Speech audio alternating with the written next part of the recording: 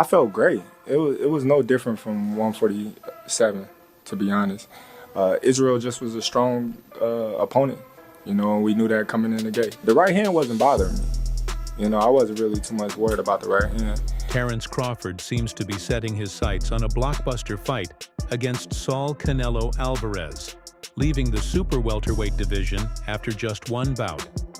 His debut in the division came in October 2024, when he secured a points victory over Israil Madrimov, making him a four-division world champion. Despite having the opportunity to unify the titles and aim for undisputed status, something he has achieved twice before, Crawford appears to be prioritizing a move-up super middleweight for a mega showdown with Canelo. If that fight falls through, however, a dangerous challenger is waiting in the wings. Russian fighter Bakhram Murtazaliev has made his presence known in the super welterweight division. The undefeated 32-year-old won the vacant IBF super welterweight world title in April 2024 by stopping Jack Culcay in the 11th round. He solidified his status as a legitimate threat with a dominant 3-round knockout victory over Tim Tszyu in his first title defense. Who's winning right now before you leave real quick? What up, money? Come on now. Crawford's winning? Shit. Is he winning clearly? Yeah.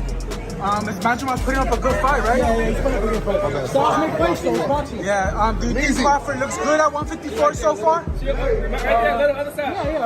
Crawford, the weight is showing, but Crawford is Crawford. He's handling the weight well then. For sure. Just based off what you're seeing right now, if he was in there with Canelo, that would be 2 more weights up. Depending on where he comes in, like 160, 162. Crawford.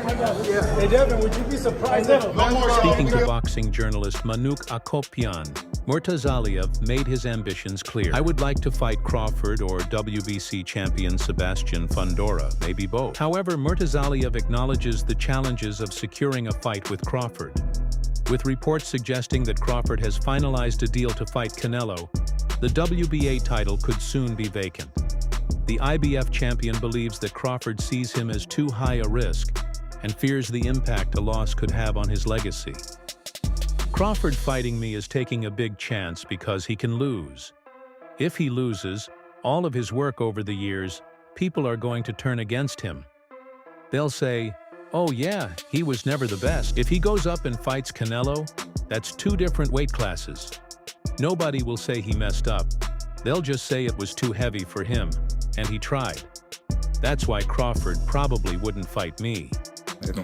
I felt good. I felt proud of myself, and I think I did enough. Like Eddie said, you know, Spence is really good. He's pound for pound best. He's one of the best in the world. He's not an easy fight. You know, he knocked out the last 10 opponents he fought, Spence and others. You know, the best in the world. I didn't feel like it was my toughest fight. You know, there were some questions about how easy I won my world championship belt in my previous fight.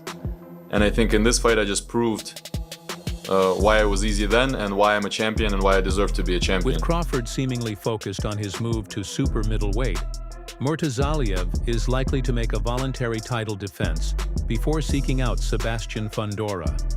The WBC champion is set to defend his belt against Cordell Booker on March 22nd in Las Vegas, and Murtazaliev will be watching closely, ready to stake his claim as the next dominant force in the division.